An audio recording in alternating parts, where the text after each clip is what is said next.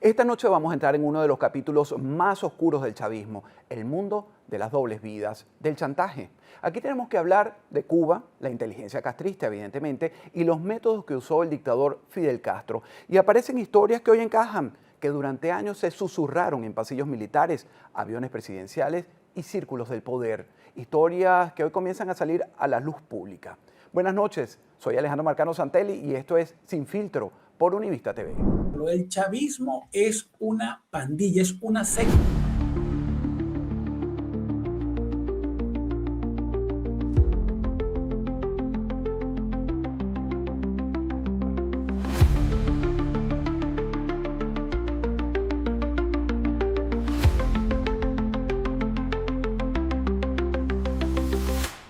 Muchos creen que las dictaduras se sostienen solo con armas, pero no. Las dictaduras también se sostienen con expedientes, con grabaciones, con secretos y sobre todo con aquellos de esa intimidad que no podía jamás conocerse. Según múltiples testimonios de militares, policías y hasta periodistas de investigación, el aparato cubano enseñó al chavismo a construir mecanismos de control interno usando información íntima y personal de figuras del poder. Fidel Castro lo puso en práctica con Maduro y con Chávez. El objetivo era simple, tenerlos agarrados. ¿Cómo utilizó Hugo Chávez Frías, tú como periodista de investigación, y el chavismo, las debilidades personales de aliados y funcionarios para mantener el control político? Muy al estilo de lo que lo hacían los cubanos, muy al estilo marxista, muy al estilo de los hermanos Castro, exactamente, usaban ese control para tenerlos amarrados.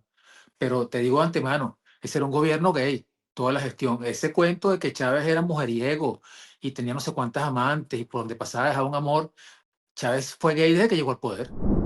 Bueno, ese tipo de secretos ellos querían tenerlos bien guardados, no solo por la parte del homosexualismo, sino los excesos de aquellos machos alfa que también los hay, o las mujeres que están dentro de la revolución, que tienen las dos condiciones.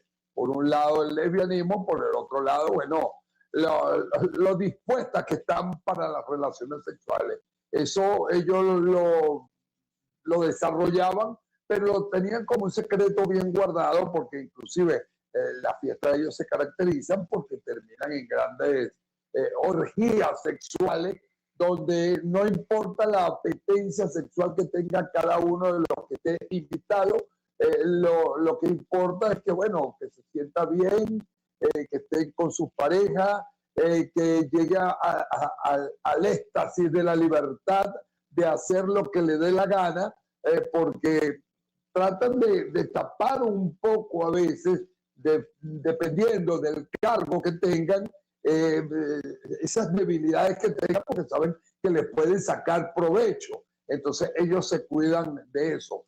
Esto es algo así como parecía una película que vi hace mucho tiempo, en la época del nazismo, que se llama El discreto encanto de la burguesía. Aquí hay un discreto encanto, todo es calladito, pero todo eso sucede, de todo allá en la viña del Señor.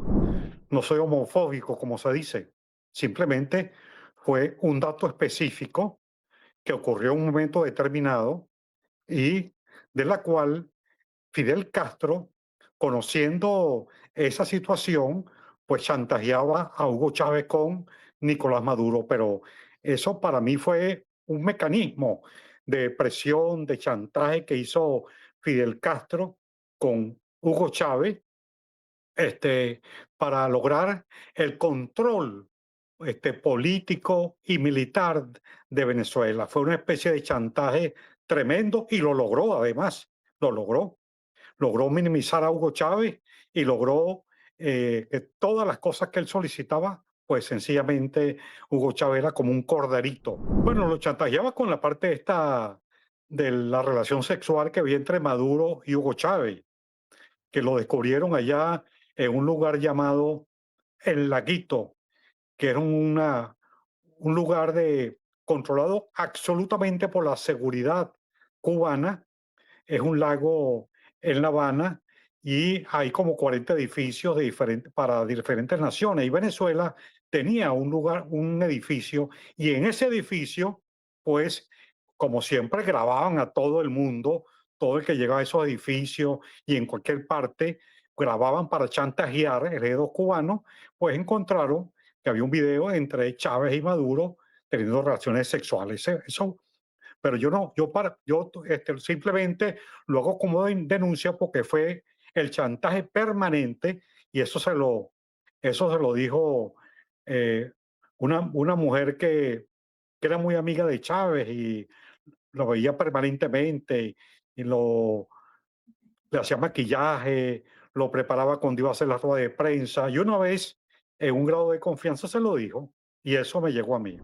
En el chavismo lo copiaron y lo hicieron de una manera extraordinaria, no solamente con sus contrapartes o con sus interlocutores, la oposición, que vienen siendo lo mismo, sino también dentro del mismo chavismo. Entonces es famoso todo este tema de presuntos videos y presuntas fotos en intimidad, no, y en intimidad, sobre todo, ya que tú tocas el tema, en intimidad presuntamente homosexual, porque estos regímenes atacan mucho el tema de la sexualidad, sobre todo cuando hay algún tipo de sospecha o algún tipo de práctica homosexual. De hecho, llama la atención que en la jerarquía hay personas que son abiertamente homosexuales, dentro de la Fuerza Armada pasaba, pero ellos mantenían su familia para tener la imagen, tú sabes, de un hombre de familia, pero no era ni siquiera un secreto a voces, tanto en las bases militares como en algunos círculos del chavismo se sabían bueno, cuáles eran sus reales apetencias y además también de algunas desviaciones que muy aparte, digamos, no tenían nada que ver con la homosexualidad, pero sí con algunas desviaciones referentes a la sexualidad que rayan en delito. Hay, bueno, historias, de hecho yo estuve preso con algunos dueños de locales en Caracas y hablan, a mí no me consta, pero ellos hablaban de lo que era el hijo de José Vicente Rangel, las cosas que hacía en algunos locales en Caracas, de los cuales estas personas eran dueños.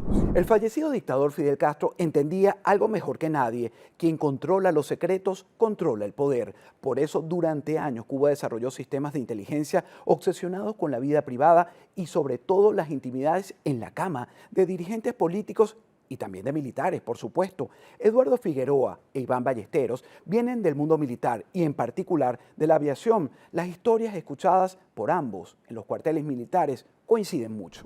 Historias, y yo creo que son reales, de El Pollo Carvajal y algunos directores de la DGCIN y de investigaciones de la DGCIN, donde, claro, su función era investigar tanto al enemigo como también puertas adentro. Y ellos buscaban almacenar la mayor cantidad de información, tanto de militares como de políticos, como de empresarios, para extorsionar o para ellos asegurar su subsistencia o su supervivencia dentro del régimen. Lo más oscuro que se llegó a escuchar en La Carlota, yo trabajaba en el Grupo Aéreo de Transporte número 5 y estaba también el Grupo Aéreo de Transporte Presidencial número 4. Y hay rumores, yo no puedo asegurar si son ciertos o no, pero eran rumores que venían de personas que volaban o que eran parte de lo que era todo lo que era la cadena logística de los aviones y los helicópteros que le volaban a Chávez. Y hablaban mucho de sacrificios animales, de sacrificios de animales grandes, hasta de tigres, y algunas otras cosas que me parecen un poco inverosímiles, pero bueno, pueden ocurrir. Vuelos al sorte, ya que eran muy amantes de todo este el tema del sacrificio, con diferentes personas que a lo mejor hay historias que a mí me parecen como sorprendentes, pero es que ya con el chavismo yo creo de todo, donde hasta iban personas y hasta niños o personas muy jóvenes a estos rituales de sacrificio, porque Chávez era fanático del tema de la santería, y eso vaya que es una realidad. De hecho se convirtió en una moda en la Fuerza Armada, y bueno, había personas que no se devolvían de esos sacrificios. Eso es lo que se rumoraba dentro de La Carlota. A mí no me consta, no llegué a verlo. Se hablaba de que parece ser que tenía relaciones con uno de sus escoltas cubanos. Esto llegó al extremo que un día llegaron en avión a La Carlota, se bajó toda la tripulación, el presidente se quedó solo ahí, se quedó con una escolta y dijo que lo dejaran solo. Entonces un suboficial tenía que hacer el chequeo después del vuelo, estaba chequeando toda la aeronave para tenerla preparada para un próximo viaje. Y en el momento que subió, él no le habían avisado nada y subió, y parece que vio en una situación embarazosa a Hugo Chávez con el escolta. Bueno, y eso le costó a este suboficial que lo cambiaran, que desapareciera. Más nadie habló de él, no se sabe qué pasó con él. Muchos dicen que lo cambiaron a una base en el interior, pero es que nadie más nunca lo vio. No sé si le dieron un dinero, cállate y te vas, tú no has visto nada. Sabes que si vistes y comentas, sabes lo que te puede pasar, porque aquí todo llevaba una amenaza. Pero esto siguió extendiéndose y no solo en el caso de Chávez, de otros funcionarios y de familiares de Chávez también, donde daban rienda suelta a sus apetencias sexuales. No solo de mantenerlos en silencio, sino de lograr el objetivo de lo que querían. Cuando te torturan o hacen abuso de tus derechos humanos, hacen abuso desde el punto de vista sexual con cualquiera de los presos, lo que buscan es lograr un objetivo, que declare lo que queremos. Lo que buscan también es darle rienda suelta muchas veces a esos torturadores para que esa mente maquiavélica trabaje y llegue donde otros no llegaron, porque lo que se busca es no solo atemorizar a ese preso político, sino mandar un mensaje tanto a los familiares como a la población en general de lo que puede pasar. Estas son copias de regímenes como el cubano, donde no solo abusaban desde el punto de vista sexual y de los derechos humanos de cada ciudadano, sino que trataban de humillarlo delante de los familiares, donde de repente tú vas a recibir una visita y recibes la visita desnudo. Imagínate que un preso tenga que recibir a su madre, pero él está totalmente desnudo. Entonces es una humillación o una ofrenda a la familia, es un acto maquiavélico donde entran muchos ingredientes, entre ellos el terror para quien ve eso o para quien se entere de eso, para que sepa que eso puede ser aplicado a cualquier ciudadano que el régimen escoja, porque lo que se trata es de mantenernos como hombres fuertes en el régimen, donde somos los todopoderosos, y muchas veces esos todopoderosos son aberrados sexuales, que tienen debilidades sexuales, y bueno, los nombres sobran: Bernal, el jefe de la Policía Nacional Bolivariana, donde ya abiertamente los ponen por las redes sociales y los denuncian por sus debilidades sexuales. ¿Era un depravado, Hugo Chávez? Para mí sí, en muchas cosas. De lo que hemos hablado, la depravación llegó a que, bueno, de repente, así como soy homosexual, puedo ser un bisexual y puedo tener miles de mujeres, como de hecho lo contó el propio comandante Pineda Castellano cuando él hizo su libro El Diablo Paga con Traición, a quien le sirve de lealtad, porque él era el jefe de los escoltas desde la campaña del 98, y ahí contaba cómo él seleccionaba ciertas damas, pero ahí no cuentan todavía si seleccionaba a caballeros. Pero eso de los caballeros vino después, que soy el todopoderoso, que estoy en el poder, que tengo todos los organismos de seguridad en mis manos para hacer lo que yo quiera y demostrarle a la población de lo que soy capaz. No me importa lo que cuenten, porque supuestamente cuando te pones ese traje todopoderoso, bueno, van a comentar de ti, pero tú tienes ese respaldo que tú eres el todopoderoso, y que eso es mentira, que eso lo dicen los habladores, pero sí hay una realidad, una perversión de todo lo que hizo Hugo Chávez, y que a lo mejor, bueno, estando como militar activo no se sabía, o a lo mejor lo sabían sus amigos más cercanos, porque siempre ellos buscan reunirse con este tipo de personas.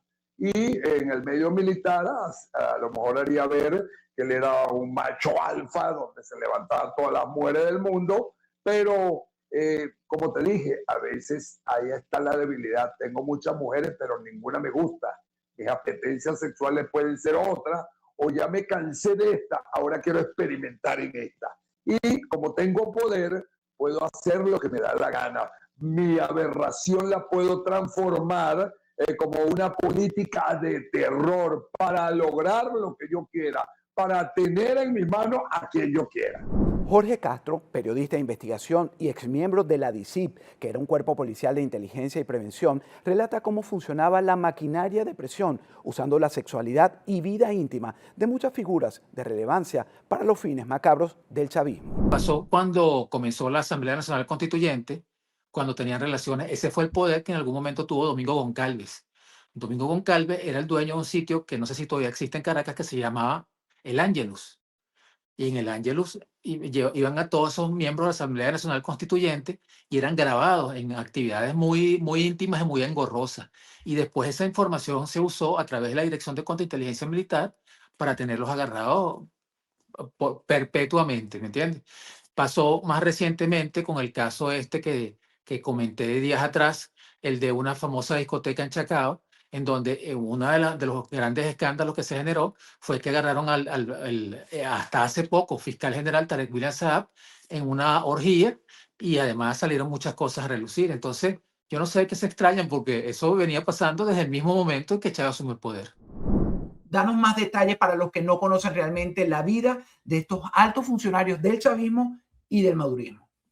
Bueno, en el caso de Tarek, recientemente se dio a conocer que una de las razones que dio origen a su remoción, además desde el alto poder, fue que precisamente se coló, entre comillas, una grabación que fue mandada a hacer con toda la intención, porque sabían que él frecuentaba este sitio, una discoteca de ambiente, además de muy alto target, donde van figuras importantísimas del gobierno o vinculadas al alto poder. Dicen que uno de los asistentes frecuentes, además del alcalde de Chacao, es el hijo de Diosdado, por ejemplo, de esa discoteca. Y supuestamente la dueña de esa discoteca es Franci Fornino, que fue la primera esposa de Tarek William Saab. Entonces, supuestamente pusieron un dispositivo para grabar cierto tipo de encuentros adentro y se consiguieron con esta sorpresota de que hubo en medio de una orgía, se generaron una serie de situaciones incómodas que además lo comprometieron a él y facilitaron que él se separara del cargo. Bueno, esto es una copia de lo que ha sucedido, por ejemplo, en Cuba, de lo que ha sucedido en muchos países árabes, donde impera el terrorismo, así como en Irán, donde cuestionan la condición o las debilidades sexuales que pueda tener un ser humano, pero muchos de ellos la practican. Pareciera es que no aceptan imitaciones, no aceptan competencia, y estos regímenes se ponen ese ropaje de todopoderoso, como lo dije antes, para crear un terror y humillar a cualquier ciudadano, sobre todo un ciudadano que tenga esa condición y que de repente, bueno, vive su vida en condiciones normales, diría yo, es homosexual y lo acepta, bueno, pero no lo está divulgando, pues estos tipos te lanzan al escarnio público y lo que tratan es de amedrentarte y de humillarte a la vez. En el caso militar, esto es más grave, pues, porque entonces han salido personajes con ese tipo de debilidad y se quieren dar de hombres muy fuertes, pero lo hacen precisamente para ponerse un traje de todopoderoso, porque cuando tú te vistes con ese traje, estás demostrando indirecta o directamente que eres un débil. Un débil, ¿por qué? Porque tratas de ser lo que no eres o de hacer ver lo que en realidad no eres. Pablo Medina, exaliado de Hugo Chávez y uno de los hombres que participó en los primeros movimientos políticos de la izquierda continental vinculados al Foro de Sao Paulo, asegura que detrás del poder chavista existía un entramado de control basado en secretos y expedientes, además de chantajes, y en la que destacaban los oscuros relatos de la personalidad del fallecido dictador, que era un hombre violento y muy resentido.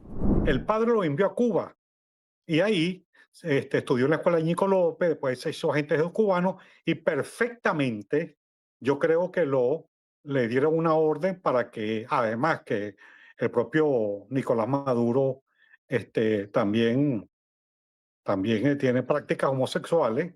Entonces, bueno, eso facilitó en ese edificio Venezuela que lo grabara Fidel Castro, pues por supuesto, no Fidel Castro directamente, sino el G2 cubano, para chantajear a Hugo Chávez. Pero me imagino que conociendo en este momento la personalidad del señor, creo que más de una vez a lo mejor él hubiese tenido deseos de hacerlo, pero yo le puse las cosas muy claras desde un principio y le dije que conmigo no se equivocara, que no era una mujer que podía dejar pasar un acto de violencia doméstica y dejarlo pasar así tan fácil. Pero también he dicho públicamente, no solamente la violencia física, Miguel Ángel, hace daño. El presidente no la te violencia pegó. psicológica. El presidente no te pegó. Pero creo que no lo hizo no porque no quiso, sino porque no lo dejó. Maduro era su preferido, después era su delfín, porque además fue un cuadro formado allá en Cuba. Maduro era un tipo además tan fanático, que iba a sus vacaciones escolares a la zafra de manera voluntaria. ¿Quién en su sano juicio hacía eso en Venezuela? Nadie. Nada más Nicolás Maduro, y por eso es que ellos lo imponen. Una vez que se muere Hugo Chávez, lo imponen como el sucesor, por eso, porque era un cuadro formado por ellos. Pero desde que Chávez llegó al poder, primero que esa relación con Marisabel la buscó. Dicen que en el primer encuentro sexual que tuvieron, además que es narrado y descrito con detalles por el propio Chávez, en una de sus tantas apariciones y en sus narrativas, que fue en su Volkswagen, un carrito que él tenía, y entonces le iba a buscar, y ella era la madrina de un equipo que ellos tenían de softball, y ella sale embarazada en el primer contacto, la primera vez que salen, y la primera vez que tienen, en la primera ocasión que tienen relaciones sexuales. Pero con el tiempo queda develado, por lo menos el caso de Alejandro Andrade, que era de su círculo íntimo, marcada y evidentemente homosexual. El caso de este señor Jesse Chacón, ahí tienes otro caso innegable. El mismo Ramírez, Rafael Ramírez, también se dice que es Roy Chatterton. Es decir, que el que no lo quiera ver es porque no se quiere hacer la vista gorda.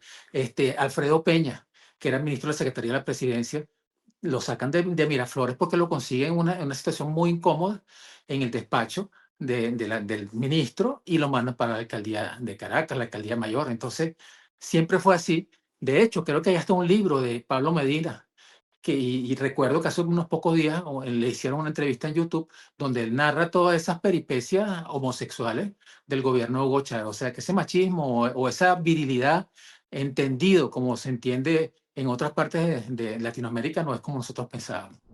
Sí, eso fue una práctica constante del propio Hugo Chávez, y que, bueno, era para chantajear los secretos, para chantajear cuando quería obtener algo, cuando quería que alguien se plegara a la política que él adelantaba, entonces de las leyes habilitantes, de toda esa situación de las reformas, toda esa situación que él hizo, que iba avanzando hacia apoderarse completamente del poder. Siempre usó esas armas, las armas, por ejemplo, de, del chantaje homosexual, de la mentira, del comprar voluntades, de la represión. Para él era un arma. Y del tema de la sexualidad, mucha gente habla de lo que era que él era bisexual. No me consta tampoco, pero hay muchas cosas que sí son de dominio público, como fue la muerte de Robert Serra, el asesinato de Robert Serra, por algunas de las personas que él extorsionaba, que eran sus guardaespaldas, y él los utilizaba como amantes o como esclavos sexuales. Y eso, vaya que de esas historias sí se han corrido muchas, muchas. De hecho, hay historias, pero volvemos al tema. Estos son presunciones. Se habla porque decían, bueno, pero ¿por qué Chávez tolera tanto a Diosdado Cabello? Y siempre salía uno por ahí, bueno, es que ellos han tenido sus relaciones y tal, porque Chávez es bisexual y tal. Puede ser, o sea, como puede ser una mentira, también puede ser real y totalmente creíble por las condiciones de lo que fue el régimen chavista. Pero claro, los complejos y también tus más oscuros deseos, tú también los proyectas, sobre todo cuando tú estás en una condición de poder. ¿Y qué condición de poder puede haber? Sí, de poder, de tú ejercer tu voluntad sobre la del otro, que en un cuarto de tortura o que en una cárcel humillando a una persona. Entonces, estoy convencido de que eso ocurría. Hay denuncias, sobre todo después del año 2017, llegaban personas a Ramo Verde donde decían, no, mira, a mí me amenazaron con violarme con un palo de escoba. Hay personas que dicen que llegaron a penetrarlos de cierta manera con algunas, vaya, con algunas herramientas por sus zonas íntimas. Esas cosas llegaron a ocurrir lamentablemente. Así fue como ellos hicieron que renunciara a Ponte, porque le metieron una cámara escondida en su despacho cuando estaba en el TCJ. A raíz de eso le exigieron la renuncia y lo consiguieron en un encuentro sexual, además muy fogoso, con Mónica Fernández, quien fue hace muchos años directora de prisiones y es abogado en ejercicio. ¿Algo más que agregar a este tema? Bueno, es que ese círculo íntimo de él era terriblemente enfermizo. Acuérdate que también hubo un momento, por ejemplo, que a Baduel, a Raúl Isaías Baduel, le metieron una cámara escondida en su habitación cuando era comandante del ejército, una cosa así, y lo sacaron en situaciones íntimas, personales, además, muy personales. El caso de Churio. El Churio, todo el mundo sabe que es un tipo que es gay, que las dos relaciones que ha tenido son relaciones por conveniencia. Entonces, ejemplos, si seguimos hurgando, vamos a seguir consiguiendo.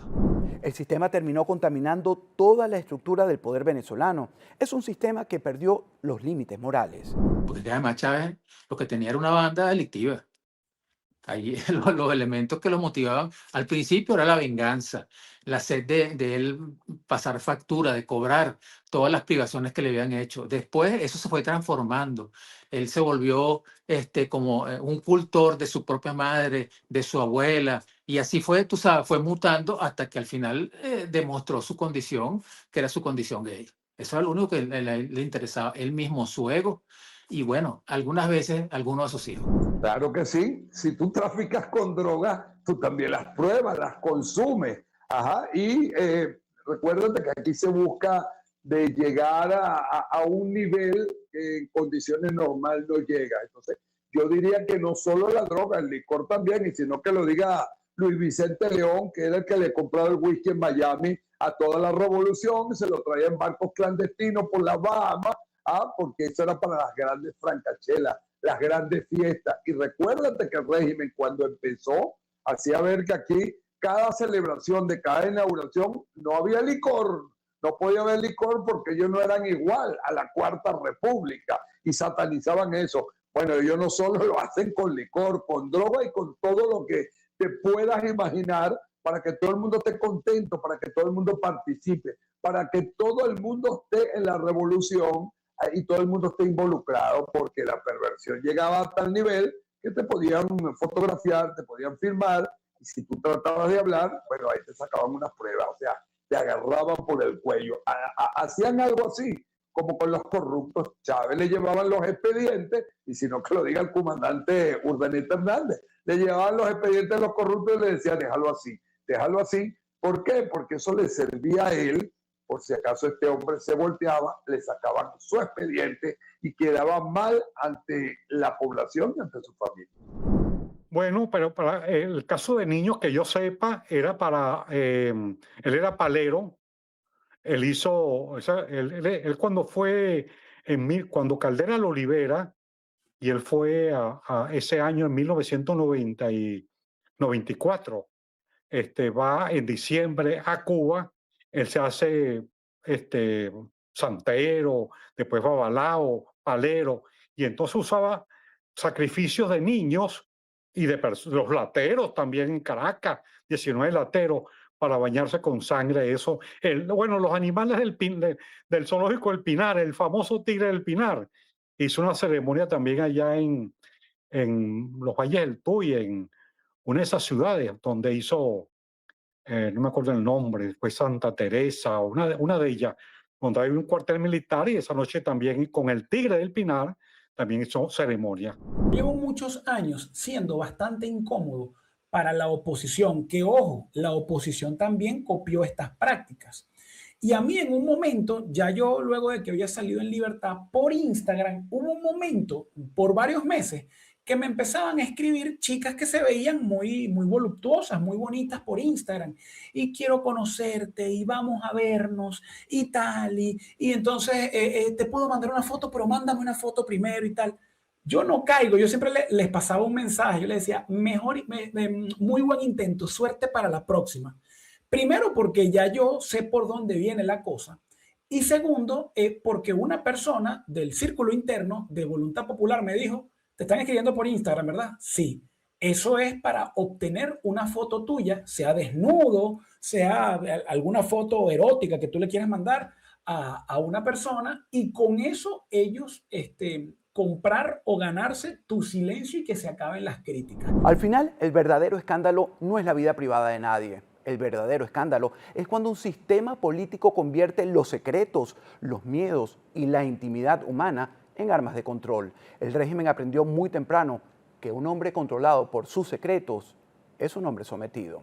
Gracias por habernos acompañado. Soy Alejandro Marcano Santelli y esto es Sin Filtro por Univista TV.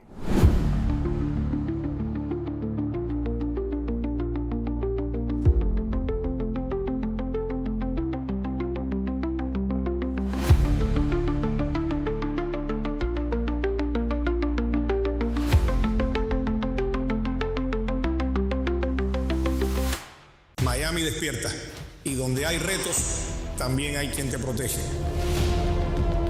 Después de una alza histórica en los seguros en los últimos años, asegurar un auto se convirtió en un reto.